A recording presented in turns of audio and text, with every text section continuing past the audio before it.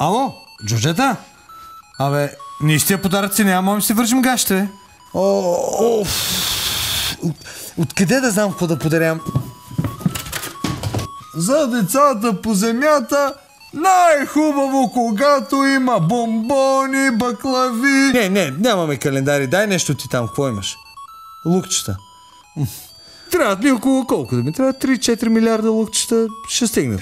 Сладки, кексове, кухини. Цяла славна площада съм пека за всички да има. Нещо да им подари дядо Коледа, разбира ли? Да.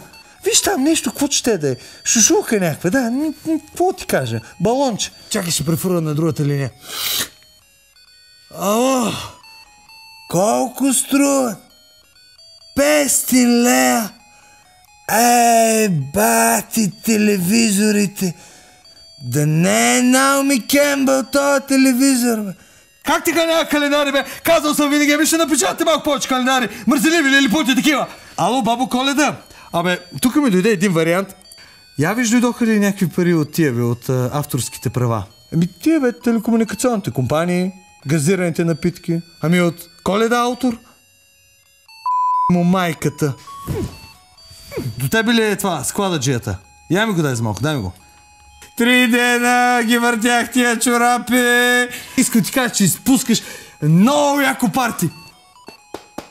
Кои сме? Аз и аз. Еленче. Мяу. Тръгваме ли? Секунда. Какво да сложа? Облегчи това. Пуловер. Вау. Подаръци ще има за всички от сърце. Чай малко, ще ми спря аортът. 200. Дефибрилация, пази се! Да, тази година кризата удари дядо Коледа, но не се тревожете. Подаръци ще има за всички от сърце.